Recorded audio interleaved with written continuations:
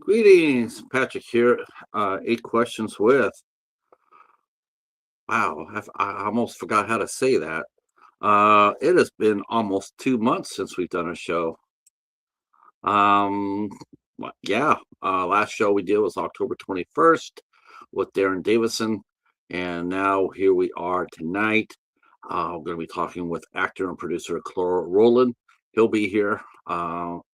Very excited to talk to him. He's got our projects coming on, the Vixen trilogy, which absolutely looks like a throwback to the pulp serials that used to run during the 30s and 40s. I hope I am right about that because based on the costuming I saw, it looks just like it. So I'm a huge fan of pulp books and magazines and the serials. Watch many of them. In fact, I have a Batman one, a serial that I have in my collection. They used to come out. You probably heard if you ever watched Indiana Jones, the series. You always hear about that. It was a throwback to the 30s pulp serials, where every chapter ended on a cliffhanger, and generally they would run about 12 episodes, and they run them on Saturday mornings, and it'd be anywhere between 30, 25, 30 minutes of per chapter. And so, hey, Tony, how are you? How are you? Glad you're here. And Dominic is here. What's going on, Dominic? We are talking to actor, producer Klor Rowland. He'll be here shortly in about 15 minutes or so. And we're going to be talking about his project, among many. He has done a few fun films. Two of them I have watched. I watched the short film Housebroken, which was very charming. And then I saw him in a movie I saw a long time ago, so I went to go back and acquaint myself with it. But I do remember it because I have a copy of it called Locker 13, which I thought was a lot of fun. It was an anthology film, and it had John Grise and also Rick Hoffman in it, as long as Ricky Schroeder. So that was actually a pretty decent anthology, if I remember it right. I do seem to remember I like it quite a bit. Um, Anthony has finally crossed over to 2018. That's awesome. Good to see that. All right, the doorbell has rang. So you know what that means. We go get our guest and get this party started. And because we never want to let anybody wait outside. So thanks for being here. Feel free to share us out, and I'm gonna go get Klor. Here we go.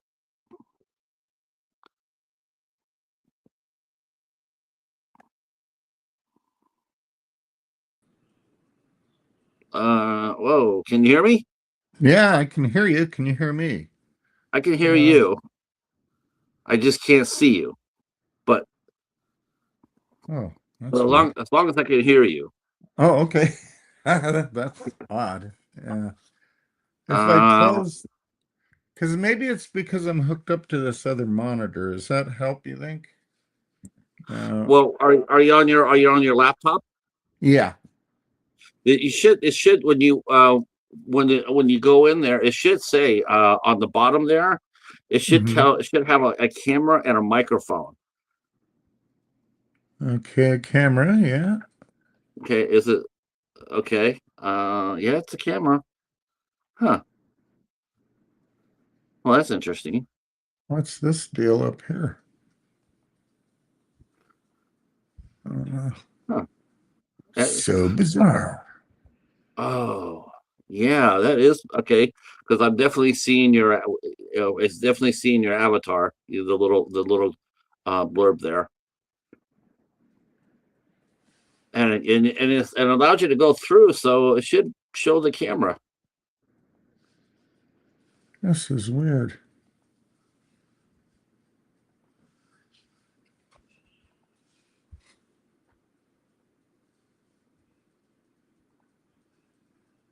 Like I said, as long as we have vocals, we can live with that.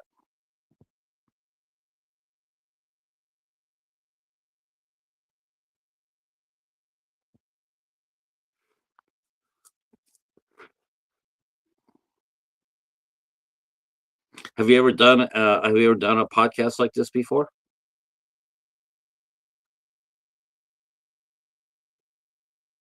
Oh, I hope you didn't hit the microphone.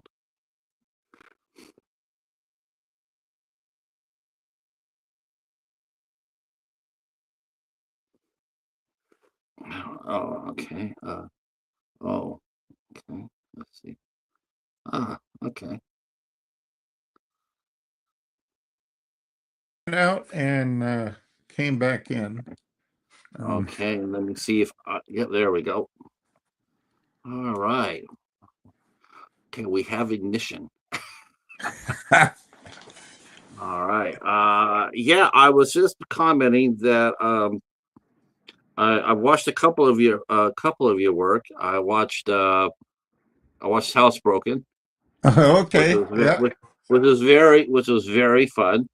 Yeah. And you did a movie anthology film called Locker 13. Yeah. I actually own a copy of that. Oh wow, cool. Very Yeah, nice. I watched it, and because I love anthology films, and I remember that being a pretty good one. Yeah. Had some pop to it as far as a cast goes. Yeah, Uh, it did surprisingly well. For I think it was Brothers Inc. were the right. producers on that. Um, yeah, I think it did really well. I think they took it straight to. I mean, they threw it out in the theater for just to. I don't know Festivals in why a they minute. just. Yeah. Yeah, I guess so. Because I mean, though it's really just I have a problem with Wikipedia about this, and that is a lot of times because a lot of people just go on numbers, Right. so they don't understand the mechanics of it. And so if you go to the Wikipedia entry of Locker 13, if you scroll up there, it'll say box office $2,300. Okay, that may be true, but they only put it in 4 or 5 theaters. Right. Just to qualify it for like for anything, any awards or what have you. You qualify it by playing in a theater. That's what it's for. But most of that probably went straight to video. I mean, Yeah. and back then we actually had video stores. That's true. Uh, I remember them. Yeah. yeah. Blockbusters, So I there was mean, mom and pops. Yeah. so while the movie might have done $2,300 at the box office, the old theater way, in theory, that movie could have sold 10 to 15,000 units at $10 a piece or $15 a piece, and then do the math from there. And Hmm. you realize that and that's not even counting international sales. Right. You know, so And it but was I a just find clean film. It was a clean film. There wasn't it any was. cussing or nudity or. I think John Grice is a fine actor. His dad was Tom Grice, and he created a show called The Rat Patrol back in the '60s. Do you Was it remember the that? guys in the desert, right? Right. Yeah, yeah, Christopher yeah. George. Yeah. I was gonna say you should Sometimes. remember. You might remember that Eric Braeden was on there. But Yeah. they were using his. I think back then they were using his real name, last name, Yeah. because and then I think a Gooder Heist or something like that. And then he went to soap opera and changed his name.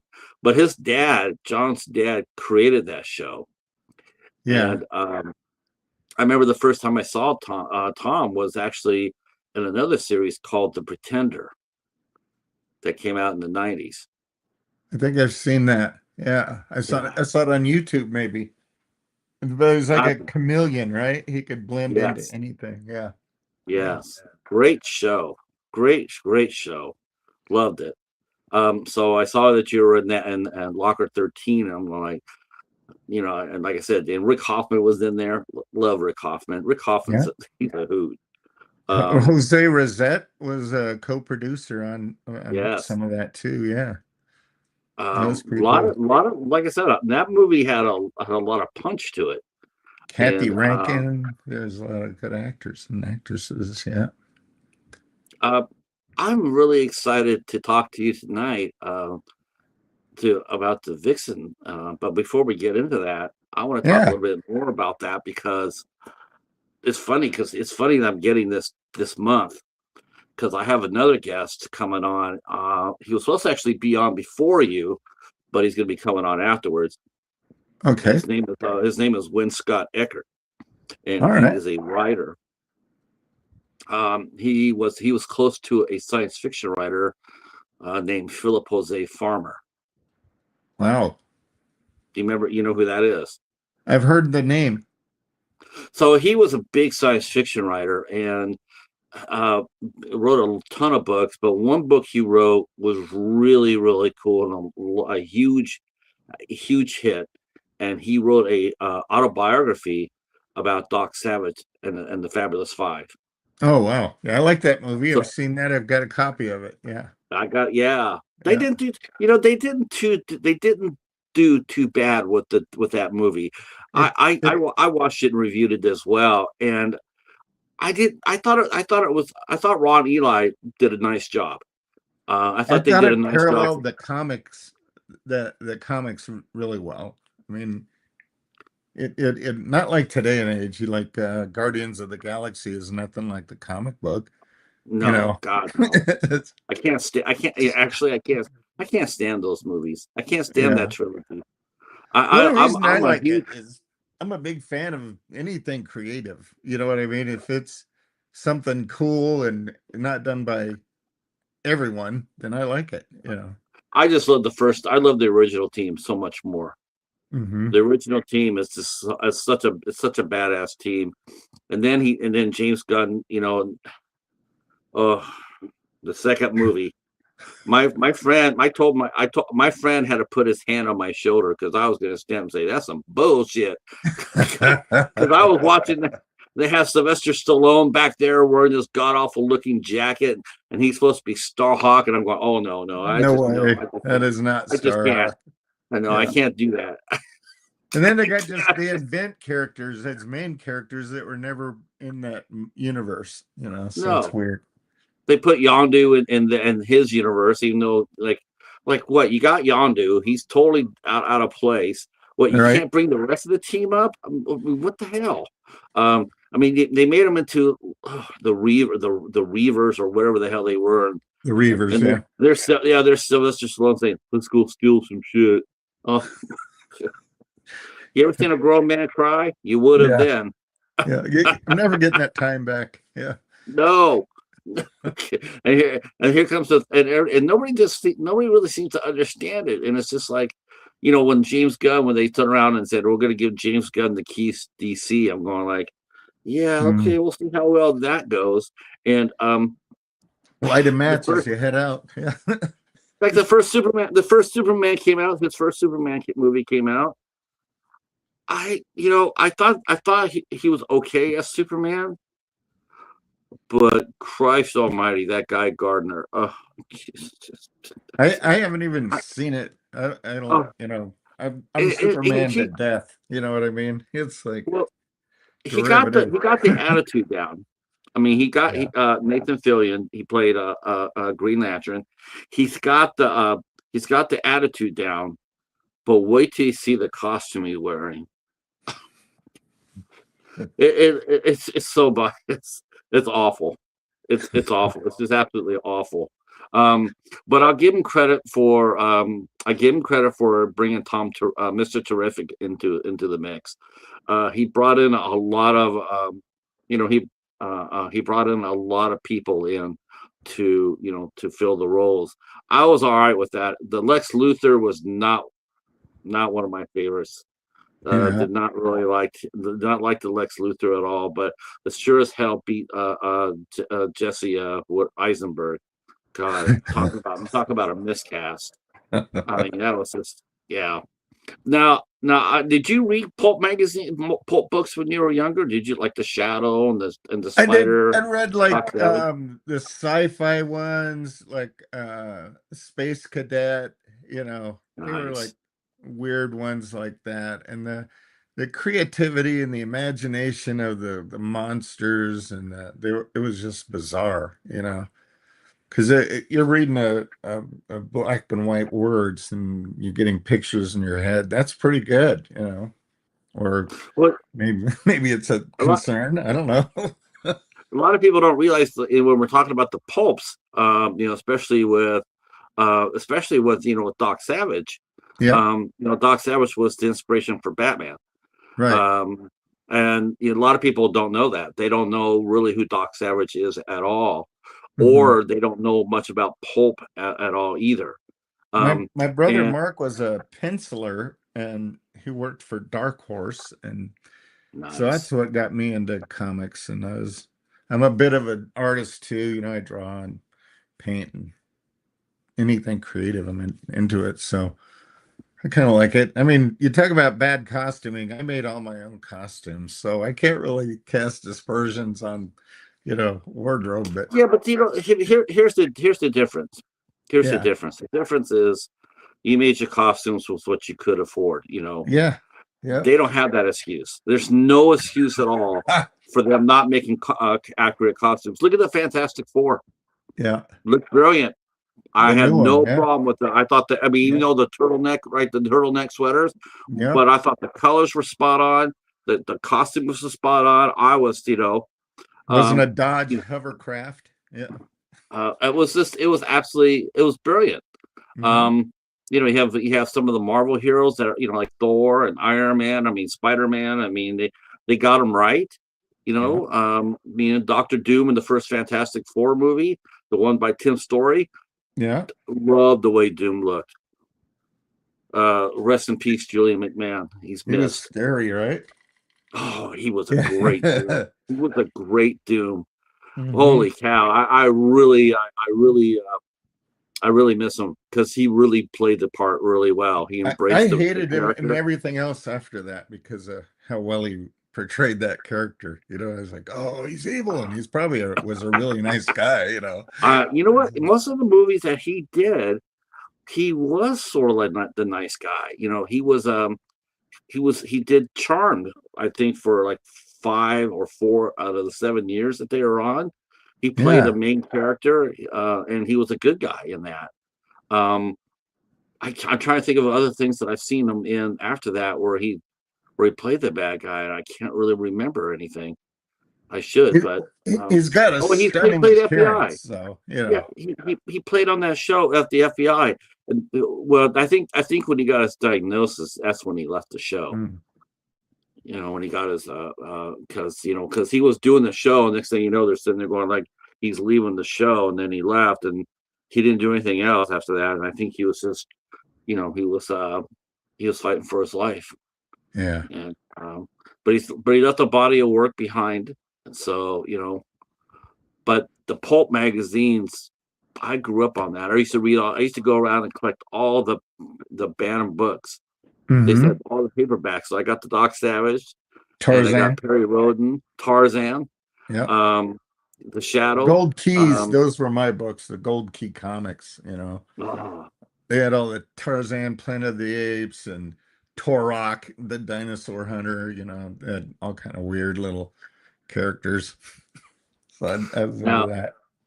we used to collect the one books we used to collect a lot were the Shadow Mm. because Jim Steranko was doing the cover art for that. Hmm. Jim Steranko was just Jim Steranko was a badass. He was a badass. He didn't put up with any bullshit. Yeah. Um, he was a straight shooter. Um, but that's how I grew up. I grew up reading those, listening to the CBS Mystery Theater, Yeah. and then started reading. Then I started reading the books.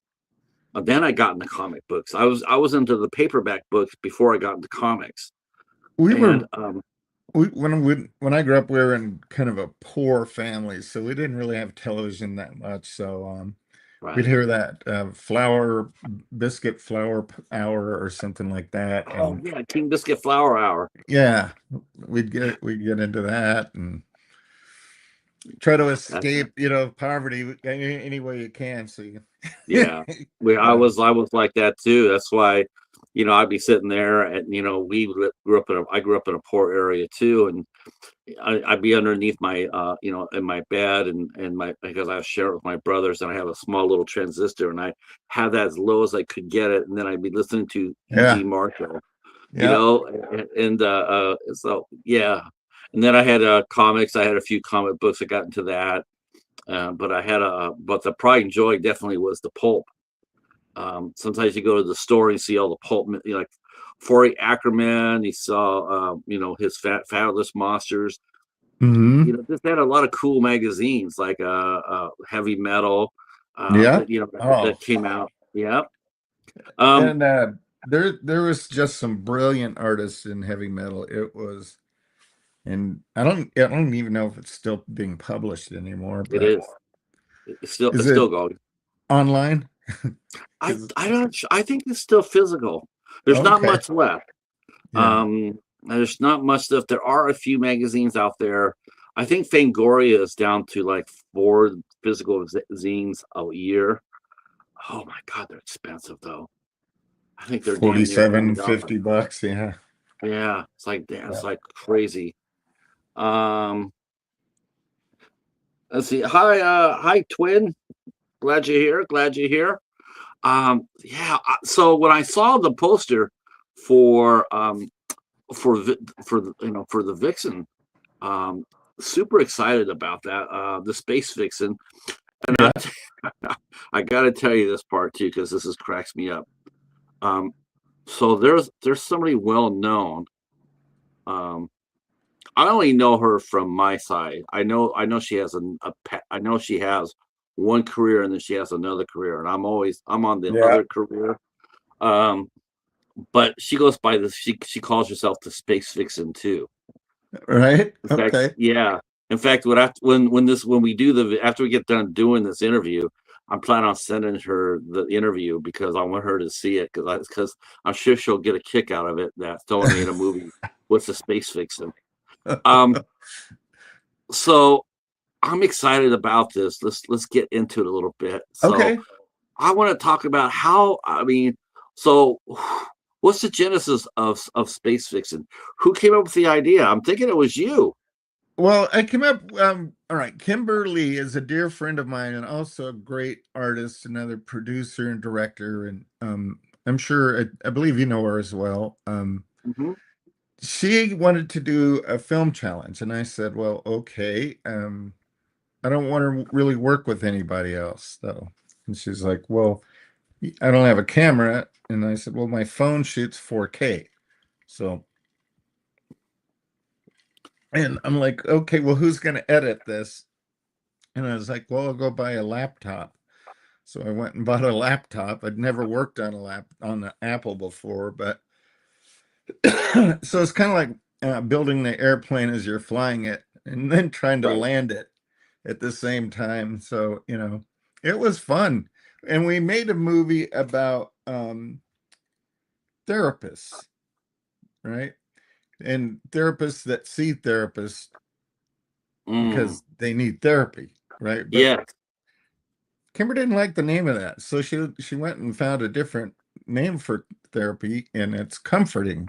So we decided to call the movie The Comforting, and then we showed it and made the top 20 in the film festival, and then we're like, we were still kind of disappointed in it. We were like, that could be so much more because all it was a couple of good scenes, So then we're like, well, in order to make this make sense, we've got to go way outside the box. And I'm like, yep, we do. And then so we just started throwing ideas around. She's in Hawaii and I'm here in Arizona, so we're just throwing ideas around. We start writing the ideas down, and then we form Fixin' because it's a combination of trying to fix and then the word Zen, so like there's always people trying to fix you, right? So that's Right. the name of the planet, Fixin'. And so we thought, well, who would rule Fixin'? And it would be a vixen, right? And people have the wrong idea of what a vixen is. They think it's something that's seductive, but it's not.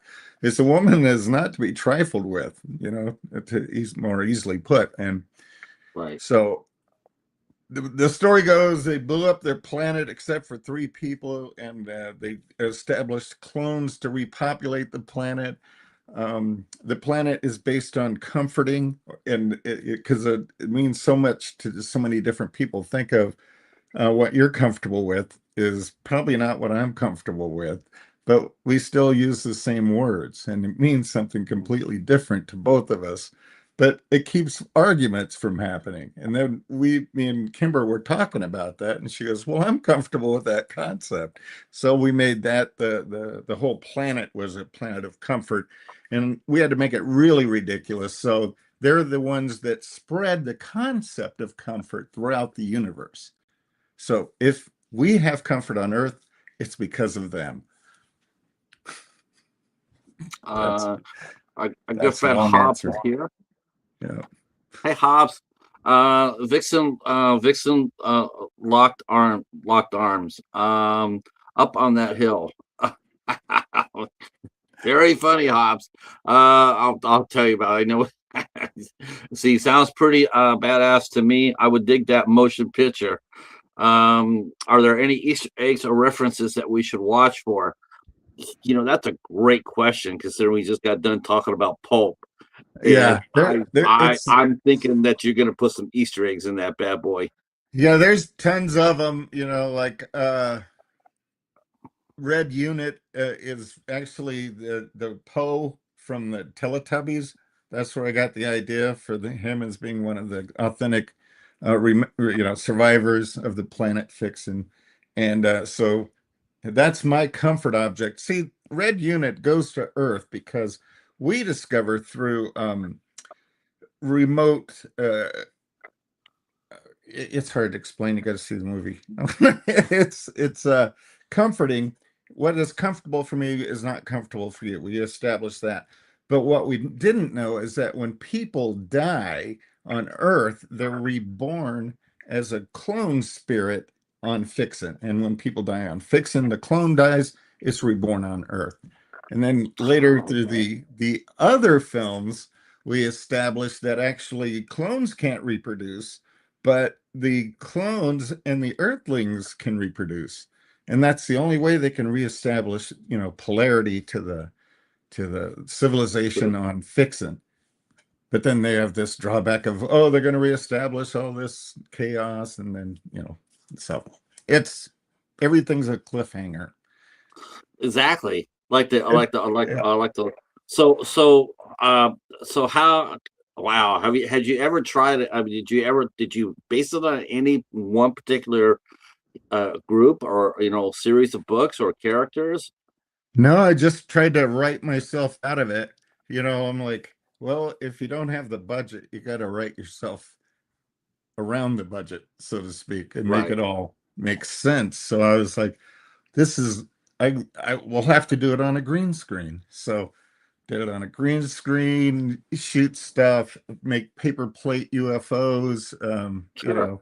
all the tricks and make it look fun. Because it's a comedy. People are like, that's a really stupid movie after they see it. I'm like, yeah, it is, but it's fun. Yeah, but now did you break it up into chapters like chapter Yeah, one, chapter two? See, yeah, see, how can yeah. anybody? Okay, so how in the hell can anybody think it's a stupid movie if they don't? If they just haven't seen, All of it. they Yeah, just haven't seen any of those serials. I mean, those don't get shown very often. Um, no, like it's the Flash Gordons or the mm, Buck Rogers. Like you said, Tom Corbett, Space Cadet. Those are all done with chapters. yeah. And yeah, you go back there and you look at those serials, and Jesus, I mean, they look like they were made for like a couple $100, but it Right. works. It absolutely works.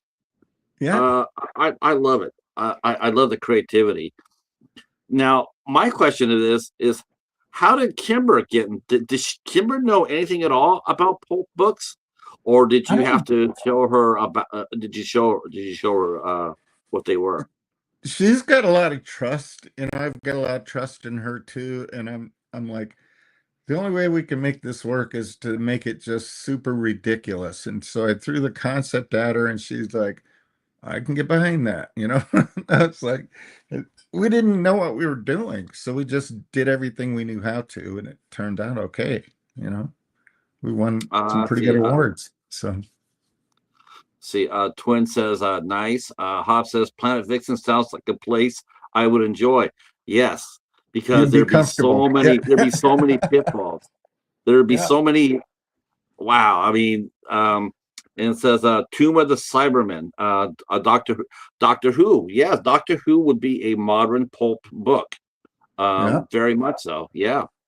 Yeah. Because actually, gosh, if I really think about it, I think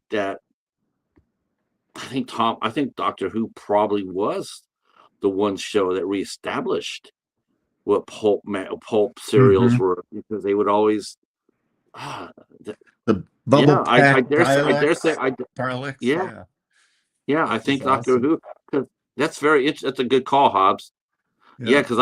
because I mean, the serials as we know them, and they had Shazam, they had Batman, they had Superman, they had the other ones, they had the superhero ones, um, Shadow. Yeah. the Shadow, Yeah. and I think those books pretty much all faded out in the 40s.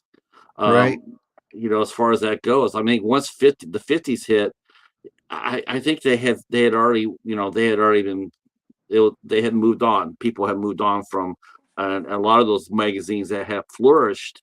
They slowly just faded off into the sunset.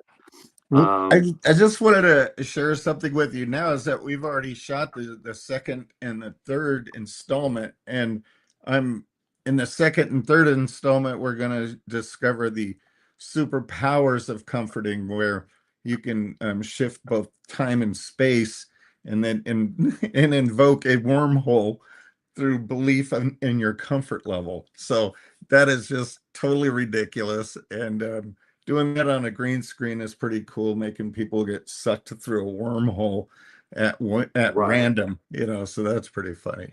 Green screen films like that.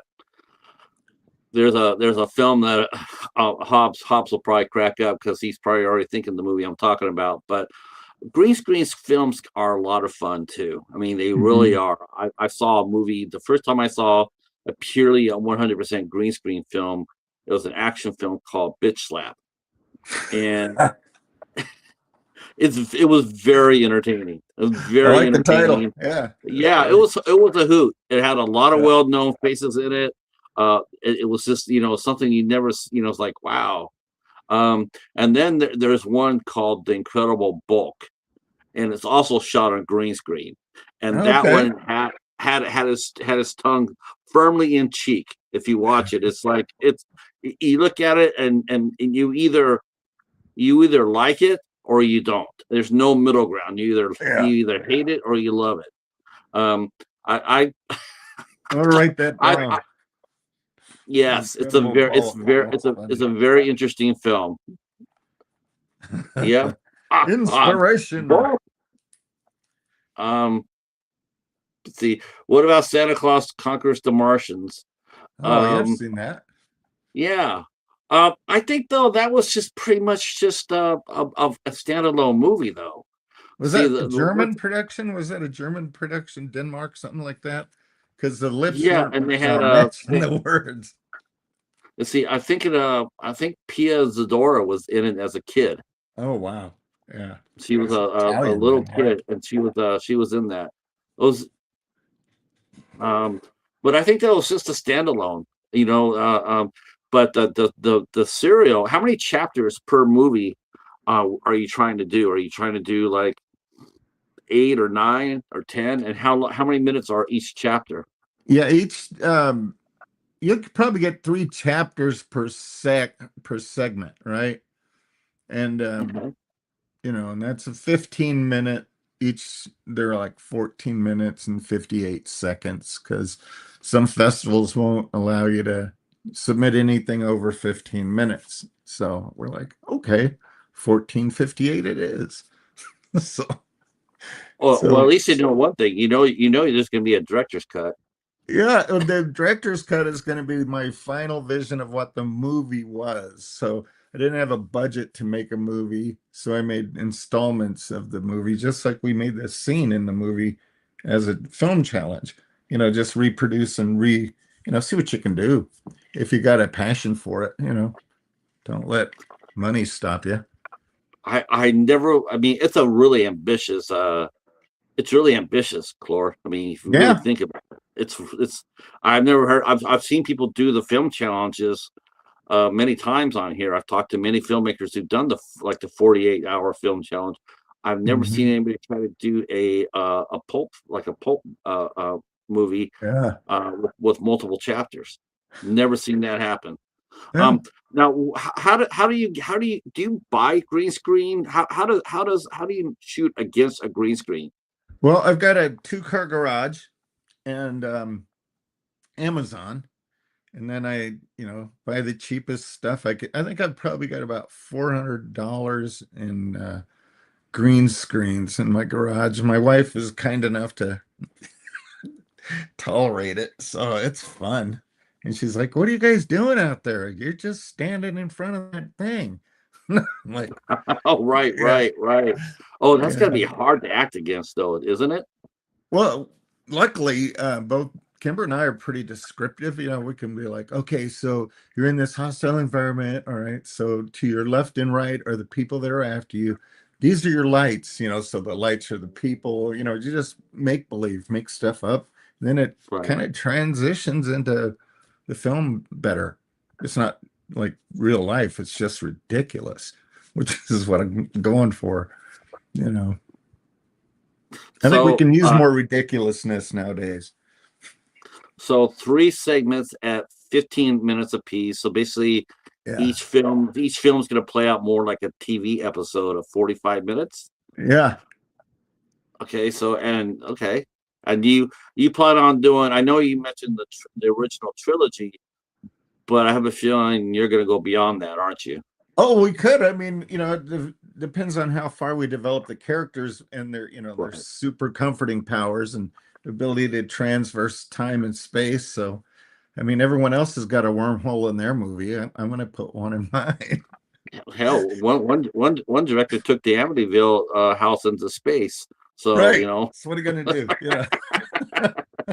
It's anything derivative. anything's possible. Anything's possible. Yeah. Um, Yeah. let's see. Yeah, what are some of the what were some of the influences? Todd wants to know if you're a fan of the Rocky Horror Picture Show. Oh, I've seen the Rocky Horror many times. Me and girlfriends at the time when I was a kid, high school mostly. It was kind of a ritual. Lived in Wichita, Kansas at the time. Not a lot of activity for kids to do, but the midnight movies, So go for Right.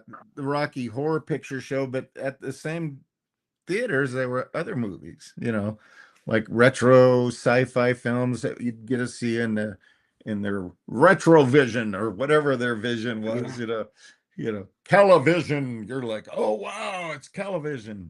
What is that? Oh, Man, it's nothing. I miss the midnight show. Yeah. Yeah, So I I miss got a it. lot of inspiration from that. Got to see Of stuff, course. that is just bigger than life and shot in black and white. So Yes. I was like, that's pretty Now, cool. what pulp series did you watch? You mentioned Tom Corbett. Hmm. Did you watch anything else? Did you mention um wasn't one called Rocky King or something like that? Or Rocket they had a Man. couple of Yeah, the Rocket Man. Rocketeer was a Disney take on it, but That was a Rocket Rocket Man, King. That's right. That's yeah, right. was the And we rocket had man. I know we had Captain Marvel. I know we had I don't ever think Doc Savage got made into a pulp, if I'm not mistaken. No, you I know what know I Batman I did. thought would be interesting is okay, this is gonna be really weird, is to take the Johnny Quest and make it a real life movie. I think that Yes. would be really cool to do. You know what? It's a win. You know what? Yes. And Yeah, it sort of makes you wonder why they haven't done it already. it's Because Johnny Quest is, Hanna-Barbera. yeah, that's a now it's funny because the Johnny Quest I used to see when I grew up. I saw Johnny Quest and I thought, okay, it's a kid cartoon or whatnot. Yeah, It wasn't until I started I made a contact at Warner Brothers and they said, hey, we're releasing the Johnny Quest series, um, uncut. yeah, Uncut. the originals. Yeah, I'm going like uncut. What do you mean uncut? And they sent it to me, and all of a sudden, man, it was like holy shit, man, this is violent as hell. It was not made for kids. It was not made for kids at all. It was made for adults. It was like a Star Uh, Trek almost, you know? Very much so. Yeah. And it was very exciting, and it had 26 episodes. John Hong was one of the voices in there, and that guy's still alive today. He did one of the he did one of the voices for one of the villains. The Yeah, Asian villain or villain, like I think they were in Singapore or something like that, yeah, or some that was island. Yeah. that's a great show right there. Yeah. Um, okay, so you have plenty of inspiration. Now, how did it come through as far as writing the script? Now that had to be sort of difficult because you have to keep in the spirit of. Did you keep it in the spirit of the language of the 30s and the 40s, or did you bring it up to modern times? We brought it up to comfortable times. We we put the lens of comfort around everything, like no arguments. It sounds racy by the title, but there's no sex, drugs, rock and roll. It's it's ridiculous. The movie is just ridiculous. And here's the script that we wrote. It's not very big. Is that for the all three parts, or is that just for the first part? That was for the first one, and then the second one's on some scratch paper around here. Just, we'll fix it in post. No, Yeah, fix it in post. Yeah, yeah, we'll fix it. We'll fix it on fixing. yeah. That's all we do is fixing stuff. Now did you do the whole entire script yourself, or was it a Mhm. collaboration with you and Kimber? It was collaboration with me and Kimber on setting things up and trying not to go too far out of bounds, which is just easy to do when you get silly. And for instance, one of the villains was supposed to have an eye patch, but we decided no, eye patch would be hard to navigate in the garage with an eye patch on. And then the other guy says, hey, well, we could just put makeup around. I'm like, no, there's just no eye patch. Okay. We keep it balanced that way. I don't know. It's a bad example. I mean, again, how would it look? How would it look on a green screen? Would it come through on a green screen, or would it be Hmm. hard for it to come through? Okay, Yeah, I mean, it yeah, I all mean, it comes it's a through. great idea, but if the text's not there, the text's not there. Yeah. Um, It's funny with the technology that we have now, it's gonna put animators out of business. yeah, It's ridiculous. yeah, the AI is just yeah, it's scary what people Yeah. are doing with it. I mean, they're already misusing it already. I've been seeing people are going into restaurants and they're taking pictures of their food or getting takeout, and then they're taking pictures of the food and AI in it so that the food looks like crap, and then they Mm, complain to the restaurant and get free food. And it's like, yeah, that's people people ridiculous. people suck sometimes. They really do. I mean, that's just bad. It's like, They really do. It's just like I saw that. I'm just shaking my head. I'm just going like, why would anybody? That's not right. That's not nice. no, So, it isn't. It's basically just not nice. It's that thing. but Bad it would be, karma. it would be. I mean, for but for a movie like yours, Hmm. now normally you would never, like I would never advocate an AI for any film, a major film. But I think for something like this, Yeah. which is sort of experimental, and Yeah. in a way it'd be really interesting because you're bringing a story from the 30s and the 40s up to today's world. And Modern I technology. think if you Yeah. used a little AI in it, to bring it up a little bit, I don't see anybody, would have a problem with that. Well, Um, when I use AI in the film, and I have, it's for transition shots, like I can't afford to do a wormhole shot otherwise, it's like then I make it black and white, but I use my own characters, my own actors, their voices, right. you know. I don't see anything wrong. Is it cheating? Maybe, but it's what I can afford. As long as it's not, as long as it's not overpowering, Yeah. it's for something like this. I know the festivals are going to be asking you, did you use any AI in your film? It's like, I don't know. I mean, did I? I mean, because I'm You using tell green me. screen. I'm using green screen. How is that any different from using It's AI not. for this? Yeah, for How this is level of filmmaking. how is computer animation any different? It's just a Yeah, different form of computer animation. That's all it is, really. It's I not just that think smart. CGI is just basically it's the gatekeeper. Yeah. Once you go past that, then it's into the AI. It's like there's not much difference if you're doing CGI. I mean, as much as we don't want you to, but Yeah. we understand that you have to do it because practical, like it would be hideously expensive. I mean, it would be impossible for you to do your movie, even Any other even at the way. level Yeah. you have it, without getting some help. Yeah. It's It's true. because your film is ambitious. It's like Yeah. look at the movie that I'm making. Look at the story that I'm trying to tell. Yeah. Nobody's doing this, so I have to have a little bit of help. I don't really have much reference other than the originals from the back in the day. So I, Hmm. I get it. Um, Yeah. Now, talk to me a little bit about some of the costuming because I'm looking at when I was looking at the posters look fire for one Yeah. thing. I Um, drew the I, poster. That saved a lot of time and energy. I just drew and it. I'll say this between you and me. Yeah. I think Kimber she's still gonna rock. She's gonna rock out that uniform. She can rock out the uniform. Oh yeah. It's Yeah, she's very attractive, and I yeah. saw that and we're like, man, it's great because like that's exactly she's got the figure for it. Yeah. If you go back to there, you go back to those old. I mean, the women were women back there, and I And love the idea that I'm glad that it's just like it's a hero, it's a heroine, it's a space heroine. I love it. she's a vixen, She what are you gonna is do?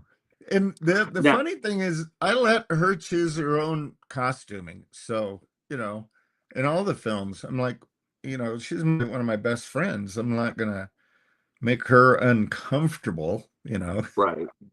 because that would be Well, rude. she understands. I guess this is a cliche, but she understands the assignment. She Yeah. did you guys sit down and watch any of these old serial films like Mm-mm. Flash Gordon?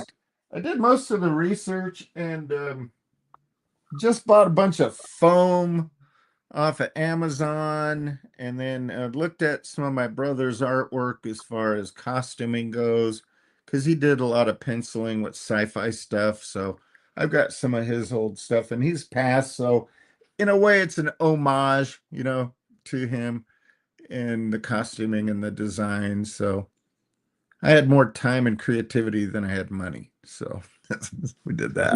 Now, have you gone to conventions and saw and seen any cosplayers? You see, cosplayers they make their own costumes from the boots up. Yeah. It's an amazing talent, Yeah, and I don't and have I that love that talent. you have that talent. No, I do not. I've Oh, got a glue gun, an X-Acto knife, and a sketch pad, sketch it out, make my patterns, tape it all together, look at it, change it, and then cut it out of the material and put it together. was it hard to make the costumes for the film? It's hard for some people to draw a straight line, so, Yeah, that'd be me. that's not a fair question. The thing is, I was coming off a surgery at the time, and I was very ambitious and had downtime. So my hands were working pretty good, so got things done. It's all concept until you make it reality. The Exactly. Well, That's did one you thing. did you do it like this though, Klor? Did you shoot the first film? You put the costumes on. You put up the green screen. You Yeah. shoot the first film. You look at it, and then you make notes on saying, "What could I do to make it look better for the second part?" No, we didn't Like, do that really. The way we shot the first one was we shot the middle of the movie first and then turned that into festivals. And then we went, oh, well, this has more legs than that. Let's make it, something more than what it is. We made it more ridiculous. Then we shot around it. Then we shot the beginning, and then we shot the end. And then we were watching it all together, trying to make it. We only filmed what made it what makes sense, right? I mean, as hard as that is to figure because the concept's pretty bizarre. But that's what we did. We did it completely ass backwards. We did it wrong. We did it on a laptop that I had less than 6 months experience on. I didn't even know what the capabilities were. So everything I did was kind of by the seat of my pants. But that's the same way I learned how to play guitar and built instruments. And, I I got something in my mind. I want to do it instead of talk about doing it.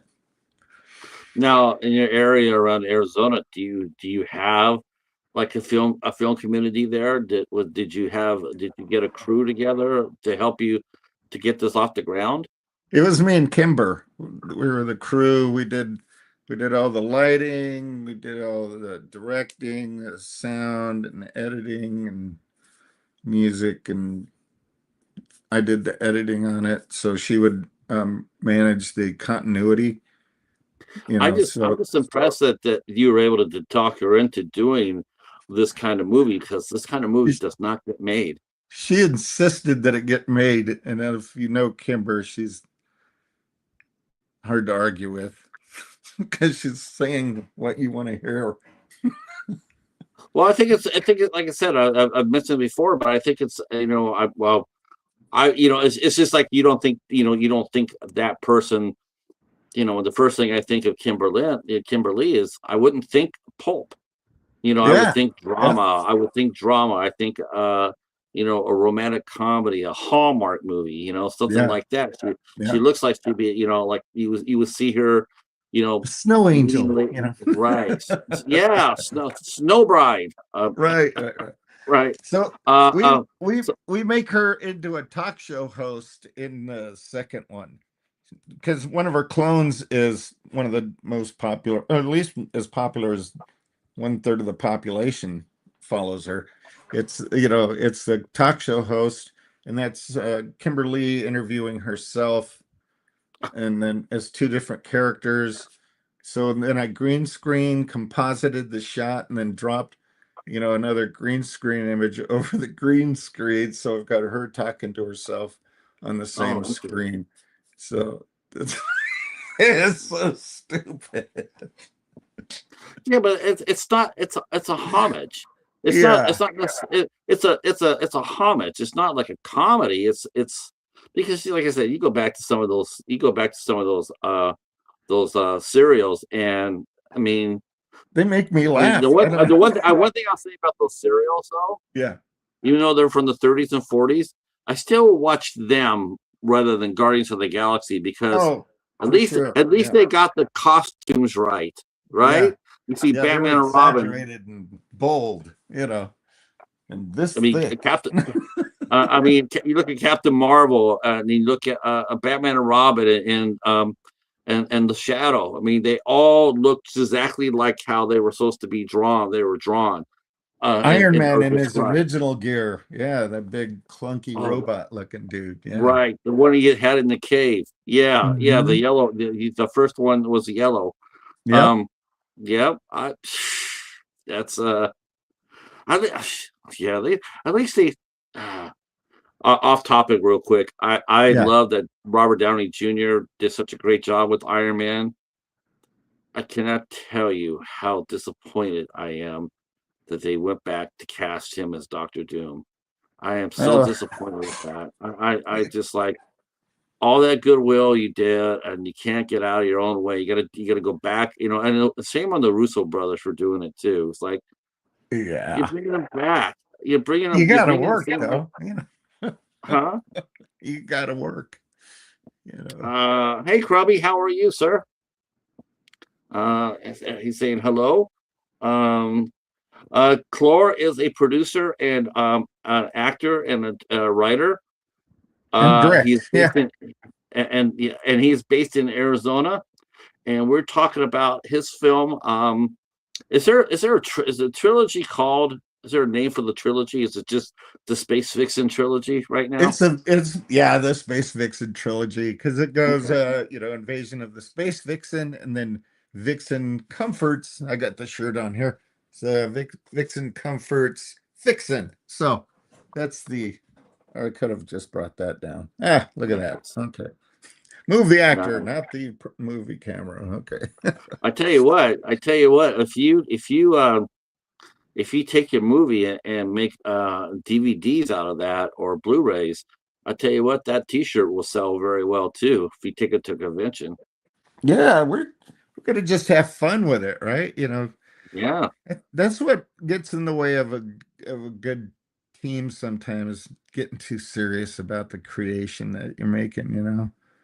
It's like, I just love it. I just love that this is just exciting to me because it's exciting because it's what I grew up with, hmm and and then I'm talking to Win Scott Eckert, and I was telling you about he's got he's basically he knew Philip Jose Farmer and worked with him, and Philip Jose Farmer did the Doc Savage story, the biography, hmm and then Win has come in and expanded what was called the Wold universe. mm. Do you know what the Wold? Do you know what Wold universe is? WALD, that, WOLD, yes. yeah. Wold Newton universe. So basically, it's all those characters from that time period: Doc Savage, Sherlock Holmes, the Green Hornet, the Lone Ranger, Tarzan. They all intercross with each other. They're all in the same Oh wow. universe. It's so much. It's so freaking cool. So Ron Meyer Myers is a science fiction fantasy writer, and he wrote Silverlock, which is kind of a similar thing, but it's all the fables of history live on this island after they disappear from your consciousness. Kind of a weird Really. concept. So I get a chance to talk to him, and we're gonna be talking a lot about Doc Savage because That's awesome. for this to come, to talk about this movie is exciting as hell because I haven't seen anybody do this yet since I've been doing this interview show. No one's come up there and says, "Yeah, I'm going to make a homage to the old pulp books from the 30s and 40s." No Yeah. one does that. I just it's way time. Um, Mm. Thank you. Yes. now, have you shown the movie yet to anybody? I want to know if anybody has seen the movie and has gotten excited about it like I am, and Yeah. has offered to help you, like provide more. Maybe you need a little bit more money or Mhm. locations or whatever costuming. Have you shown this to anybody that says, "Hey, man, I want to be a part of this"? No, not yet. We're still doing festivals and stuff. We've won some, sci-fi, best camera work, best black and white, kind of stuff. We haven't really won any comedy awards or anything, but this movie I makes don't me think you laugh. will. Yeah. Do you think you'll win for comedy? I mean, if people watch your film for what it is, Yeah. like I don't. I mean, there might be some comedy elements to it, but I'm hoping they see it like we're talking about. Like, Yeah. yes, it's Yeah. funny, but it's also it's a love letter to The past. pulp Yeah. yeah. Yeah. Um, Yeah.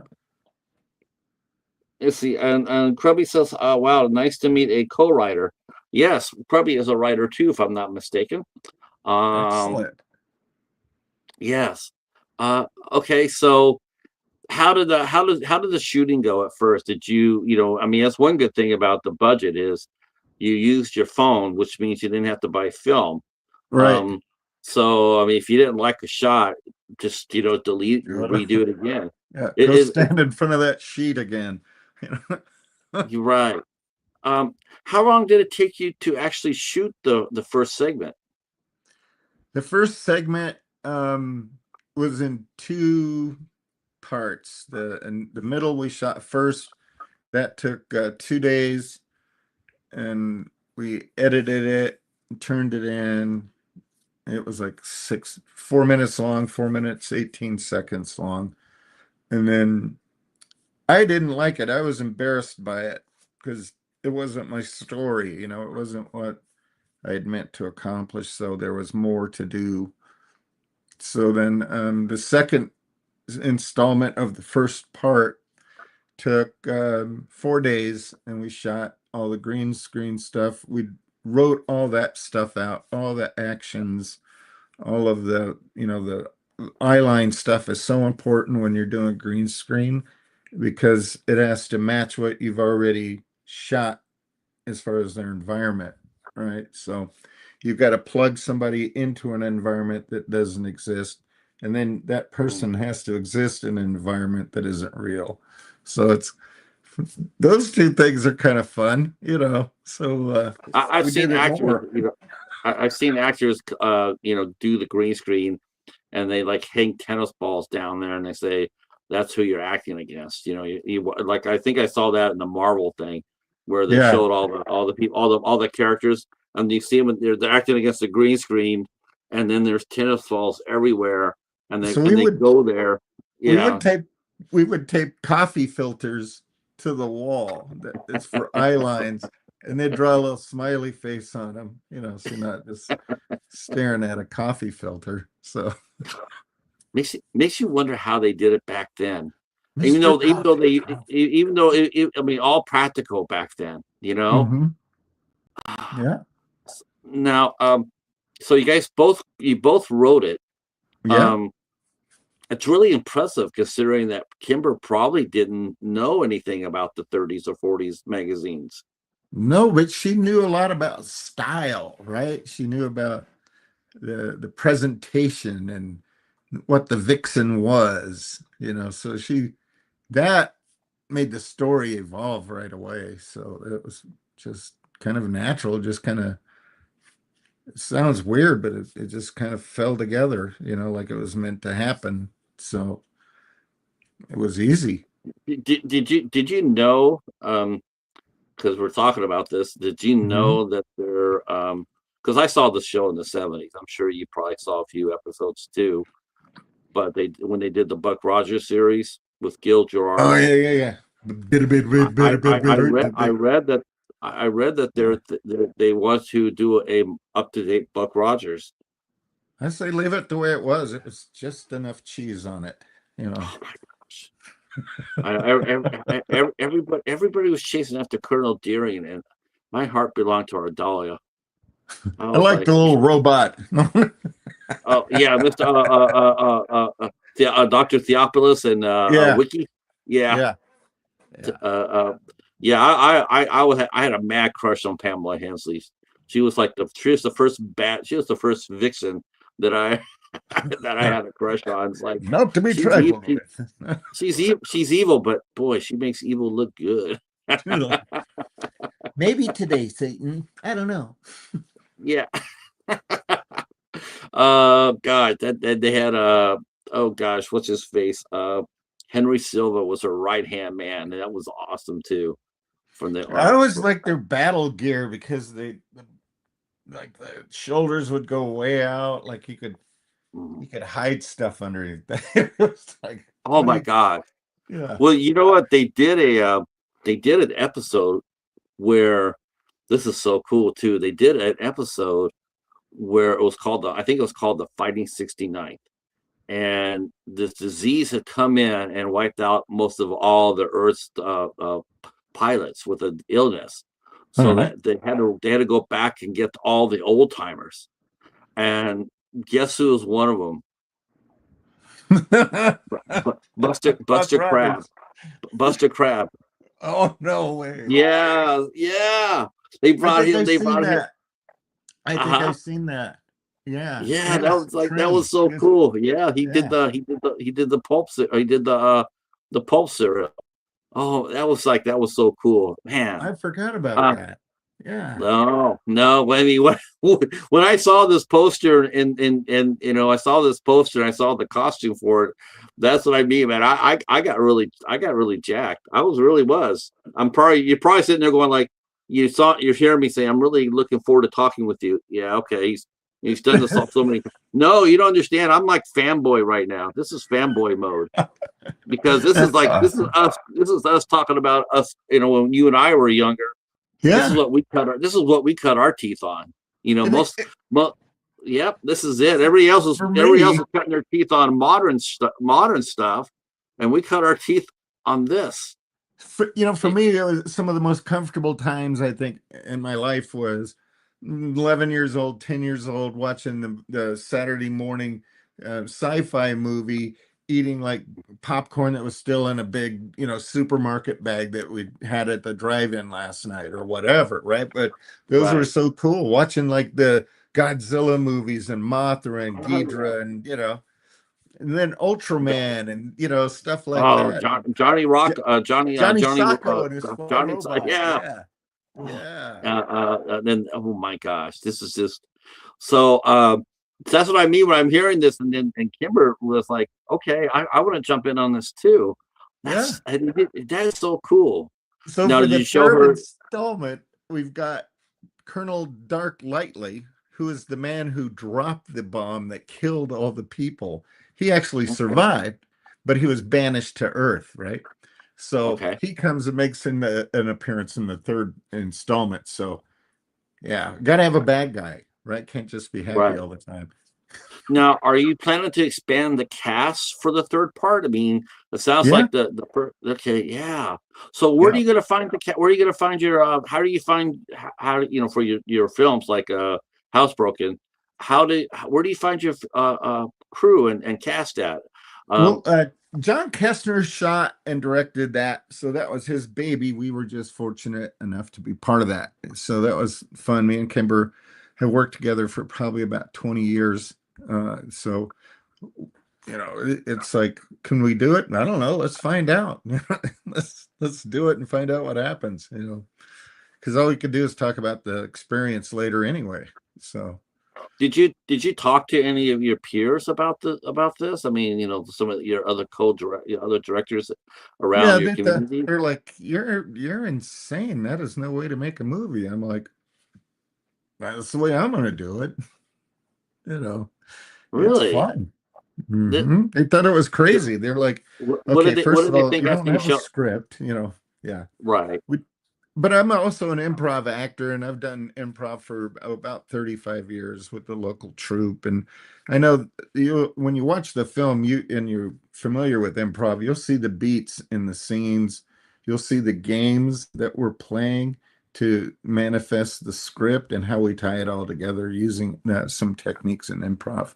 So, I guess one of the most important things we touched on lightly, but I'll hit it again. But are mhm. you planning to do a physical release? I know it'll probably be very limited, but are you planning to make maybe a couple hundred copies and see where you go with it?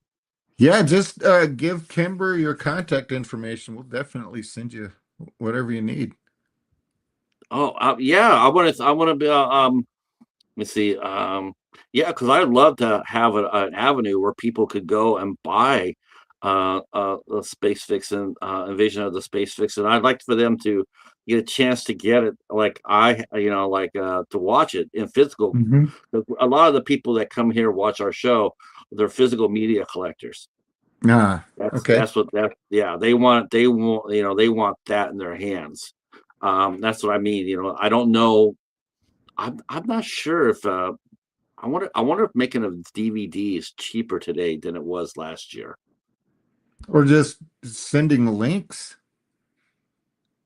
Yeah, you can send There's all links. kind of avenues, I imagine. I think I would love to see a demand for it though. I love to see you Yeah. be able to go to a convention. Um, well, so you're doing the festival though, right? Yeah, So yeah. is this the first movie you've taken to festivals? And Um, what's your opinion about film festivals, pros and cons? let's go with pros. Film festivals are, oh, all right, let's just be real. getting any film shown in front of an audience is next to impossible unless you've got a very large budget, right? So the way around that is independent film. People have different budgets for independent film. But our film, we had a smaller budget, but we went against big budget films in different festivals and we won. And I think we won because of our story, you know. Hmm. And I I do think too. I think if you've got a story to tell and it's not the same old story that you've already heard, but there's elements of it you're familiar with, you can go on the ride, you know. So it's so that's one of the good things is you get it seen by people and you never know who's going to go to those festivals and see it. Could be anyone. Um, And then some of the downside, connecting with people is another upside there. Meeting new people, like-minded people, creative folks. It's so much knowing that you're not the only one that has weird thoughts about film and what's cool and what's not needed. You have these big ideas and no money at all. So you want to make it happen. Film festivals is one way to get those things seen. You learn about filmmaking and to me, the only way to learn about film is to make film.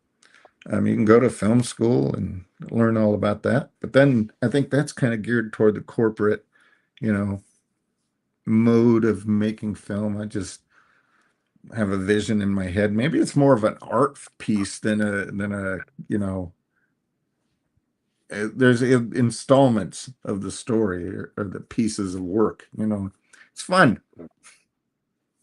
Um, how did you get your start in film? What was how I should touch upon that. Um, Mhm. how did you get your start? Have you always been based in Arizona? Yeah, mostly high school stuff like I did acting. That was fun. But in professional acting and stuff was I started out doing stand-up, um, comedy, doing writing comedy, and then getting involved with improv and improvisational troops. I have this kind of a theory of life is if you have goals, do one thing every day for an hour toward that goal. And then if you do that every day, you're going to accomplish something. May not be exactly what you wanted or what you set out for, but you'll be a lot further down the road, you know. So What was it? What was your first paying gig as an actor? as an actor, see, 49th Line, we shot that in Colorado, and that was probably my first feature film. Yeah, it was my first feature film. It was all short films before that, and that was with Drew O'Kane and Kimber Leigh. We were both in that film, and I think we've been friends ever since. The auditions were held at a bar in outside of Phoenix, and they had an open casting call, and that's where I met Kimber. She was back in the bar. The film required somebody to scream real loud, and so she knocked that out of the park. People in the bar were like, "What the?" It was pretty piercing. But she's cool, and we hung out and started doing stuff, and we ended up going to Colorado, shot 49th Line. It was really nice. It was all shot on site. Um, there wasn't any green screen in that. It was all real and Right. expensive. But I hung out, learned as much as I could, and take notes. And if you're interested in doing something, like tracks I that think I, direction. I definitely think that mentioned this many times here, but man, I think the one thing that has changed filmmaking probably the most of anything when I talk to anybody, Mhm. the one thing they say has been the game changer is digital camera. Oh, It's like, yeah. yeah, yeah, that has been the true game changer. I mean, ever since now anybody can make a movie. Um, This is I what I remember shot listening to everything on. This is what I shot everything on. This is my camera, my wallet.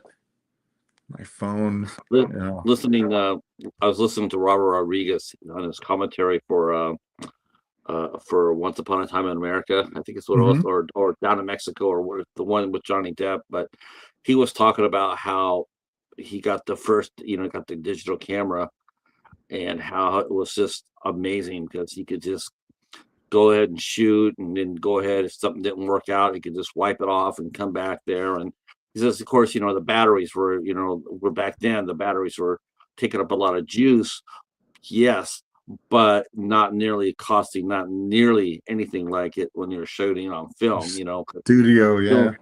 oh my Yeah. God, it's absolutely insane.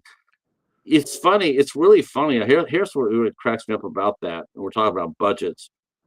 So back in the 70s or 80s, when they're still using film, you would hear it's really weird too.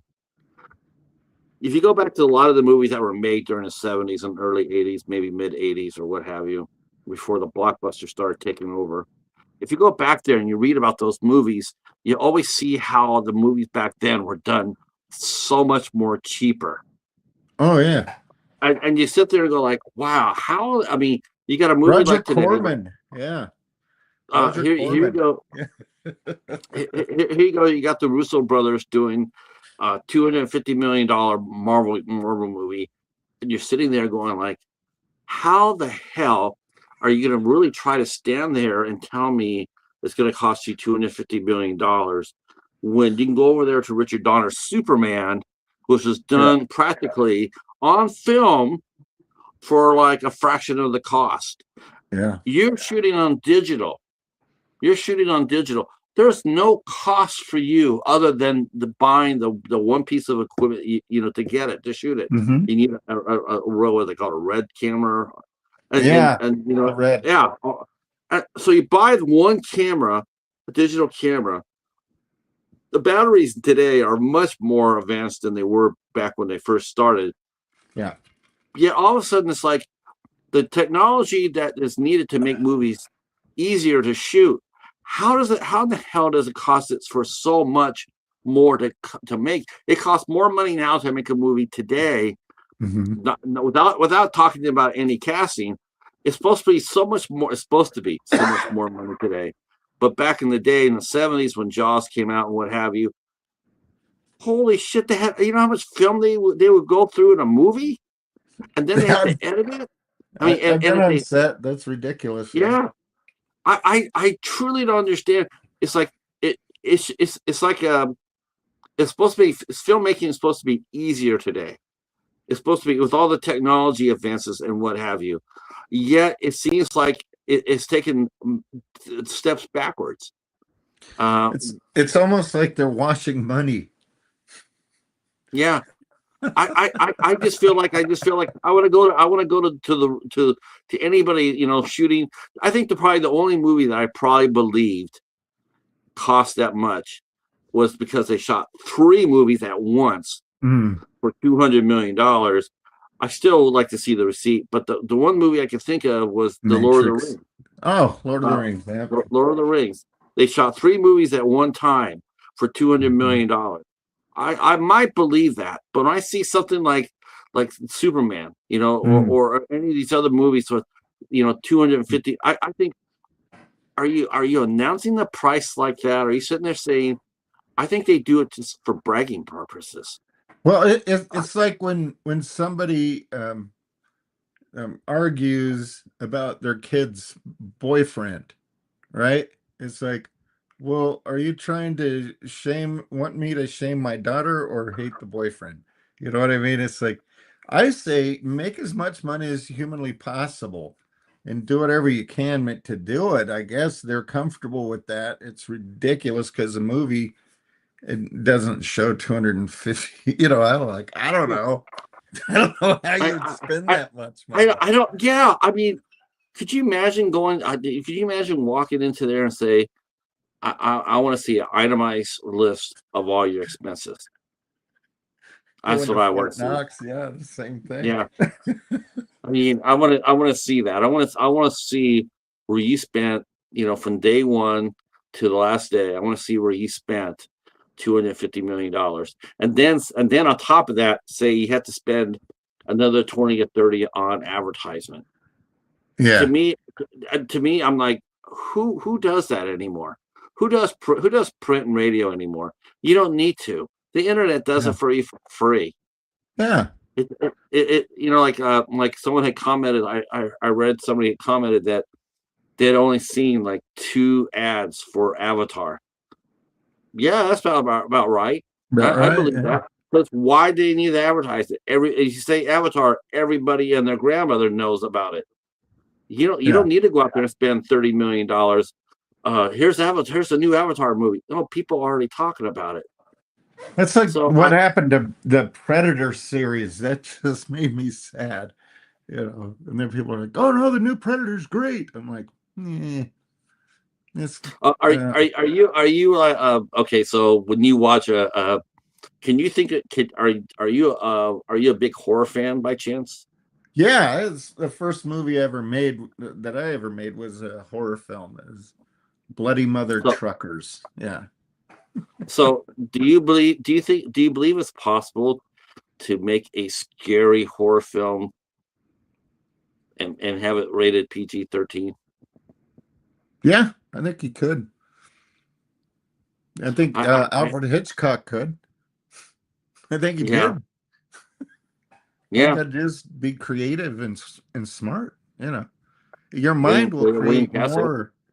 Yeah, your mind will create more imagery than you can imagine. It's like two people can watch the same movie and see it differently because they really saw it differently. The things that weren't shown, that their mind filled it in differently. They're like, "Oh, you saw that one part, but it's never in the movie." Because I'm one of those that I don't mind watching PG-13, and yeah, there's been some really good ones. I mean, Hmm. you think of M. Night Shyamalan, his Unbreakable and The Sixth Sense. He's done PG-13 and he's been very effective at it. Yeah. Uh, there's been some other films out there. I personally feel if you really want to get down to the near, if you really want to scare somebody, you give somebody you can hit them with jump scares and spook them that way. But if Or you want just a movie that's show them the bill that the plumber left. That'll scare them. hell yeah, no This doubt is about what that. college is going to cost. Here you go. Yeah, yeah. Here, look at that. Then do your lines. Yeah. Um, Yeah. yeah, I feel PG-13 can be done um, Hmm. for jump scares, but if you really want to get underneath someone's skin, I do think you have to go darker. Yeah, you have to do it. Personal loss is usually one thing that sparks a dramatic horror film. You know, is if here's the thing of horror films: if you don't care about the character, it doesn't matter. Right. Just doesn't matter. That's the only. It's Yeah, the investment. yeah. We talk about a lot of good horror films and some of the characters that are in it, and there's a lot of people that you're right. You're absolutely right. I mean, if they're just fodder, we Like, don't care. It's like there's no risk. It's like, here comes the first person walking down the alleyway, and she yeah. gets killed or he gets killed. Okay, well, all you've done is okay. So there's a creature out there. Okay, but as far as the human element goes, you haven't touched me. You know, Mm-mm. Right. um, I think that's what made. I mean, God, I feel like I'm the only one here in my little community that says this, but everybody talks about Scream and everybody says, it was supposed to be a horror comedy. It was supposed to be a dark Hmm. comedy. It was supposed to be, but you go back and you watch that first scene with Drew Barrymore, and I'm Not sorry, very but if you funny. if you if you walked in there expecting a dark comedy, yeah, that checked out along with Drew Barrymore's character, Yeah. because that movie did change the whole landscape of the movie. That movie no Hmm. longer was, oh, okay, I'm getting a little woozy here. You know what? You're not Yeah. thinking about that. You're Uh-uh. thinking, you could be in the whole movie in the third act I'm getting a little woozy here, and but you're not thinking about that. You're still Yeah. thinking about that girl who got gutted in front of her parents. In the first That's what that, 15 that's seconds. Yeah. yeah. Yeah. That's what Yeah. takes. That's what you remember more. I mean, if you ask anybody if they're truly honest with you, The if you ask anybody like traumatized. Yeah. right, if you ask anybody who really was true, and you sit there and say, "What's the one thing you remember first about Scream?" They're gonna That's sit there and say Drew Barrymore. it's like the film that scared me the most was The Exorcist Yes. because they spent time developing that character, the mother, their relationship, and then the weird stuff started to happen. You got to see her relationship with church. You got to see her relation, a lot of background information. It was kind of slow moving, but you started picking up on it. Like it was well shot. You're like, okay. And then terrifying. And you cared. And it was weird. You Yes. were horrified. And I probably should have been older than 9 when I watched it, but Uh, I agree with you. I watched it. I watched it not that long ago, yeah. and it still holds up for me. Yeah. Um, I was really impressed the way they shot it because it comes across almost like a documentary style. Exactly. Yeah. The opening scenes, like they're in Washington, yeah. You're like, And I huh, think for some reason, I think that's what made it it's like the Blair Witch Project. That's what made it so effective was people thought it was real. caught you off People really guard. thought Yeah. right. And when you watch Yeah. The Exorcist and you're sitting there and especially all the medical aspect of it, you feel like you're watching a documentary like this really happened. Yeah. And And they showed needles, and who likes that? I don't know. It was like, yeah. ugh. Uh, got a couple minutes here, but I'll go with this. I'll go with a couple fun ones for you. Okay. Um, what are your what have you how many movies have you seen this year, and which three would you rank as your three favorite that you've seen That I've seen this year or totally? in 2025? Okay, 2025. And I really haven't seen any. you can include your you can include Space Vixen. Okay, so it'd be Space Vixen. That's a good one. I like that. Big fan of that one. The second film would probably be Vixen Comforts Vixen. That's my second favorite film. And my third, of course, is the final film of it. It's Vixen Rules. So Mm. those are my yeah, because I made those three. I've seen them, so they do count. Thank you. Yeah. Yep, yep. When we go off camera here, I'm going to tell you who the person I'm gonna send this to. Okay. Like I said, I know there's two sides of this person. I only know the public side. I don't know the other side. Um, so I think it would be fun to send this to her, yeah, because she seems like she's just a really fun person to talk to. Well, Um, awesome. Yeah. yeah, and she loves cats, and she plays Dungeons and Dragons. Didn't we all I keep, though? I mean, yeah. I was like, are you gonna do another gaming night? I want to see this. Um, so the Vixen would be your first one. Second movie will be. Vixen Comforts Vixen. Oh, okay. I was gonna say you can put the Yeah. whole trilogy as one, and then Yeah. you can give me two other. Okay. Yeah, that's a good way to end this. We have hit our mark, and All right. I want to. Yeah, I hope you had fun, as much fun as Oh, I it did. definitely is a blast, man.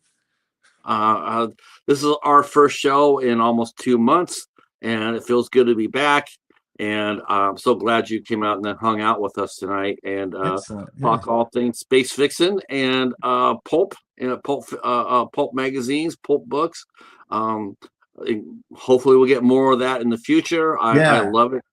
I do. I think it's cool as hell. Um, there are plenty of movies out there for you guys to watch. Probably more easier to get the movies than the magazines, to be honest with you. A lot of the magazines are probably already all gone, or in collectors, collectors. But the movies are still out there. They still get published by the studios. You can pick up like a Captain Marvel or or Flash Gordon or what have you. You can also we'll put a link down below about how you can watch Klor and Kimber. Well, it's only 2 parts right now, right? Because you're about ready to shoot Yeah, the third part. Okay. right. So, when do you plan on shooting that? Oh, it's already shot. I just got to edit it, and Oh, okay, that takes a okay, bit of time. So yes, yes. After I know we didn't get a chance to talk too much about your other films, but we will because I definitely want to talk a little bit of Housebroken. I thought that was a lot of fun too. I'm going to cool. say Yeah. that for the next visit, All and right. yeah, I want to thank everybody who came out there and supported us today in the chat. I appreciate it. It's our first show back, so yeah, it's here in this middle of a winter, but we're back tomorrow. We'll be talking with Jill Holder tomorrow. And then on Saturday, we have our very first professional athlete will be here on 8 Questions With. We're talking with pro wrestler James Fury. That will be at 9 p.m. on Saturday, the 13th. And then on the 16th, oh, I'm sorry. On the 16th, we're going to be talking with our friend Barb from Fear the Walking Heads. And then on the 18th, we'll be talking with author and Win Scott Eckert. He'll be here. And we'll be talking more pulp. We'll be talking about Doc Savage and the Avenger, the Spider, Sherlock Holmes. Anybody from those old classic fictional characters. We'll be talking about that. And so, yeah. All right. That is it for us. We will see you tomorrow, 8 o'clock, same time. Chloe, stay right there for 1 second. And for Sure. everybody else, we're going to say good night. Have a great rest of the evening. Peace. God, that's one thing that hasn't changed is me ending the show. I still struggle with that. I cannot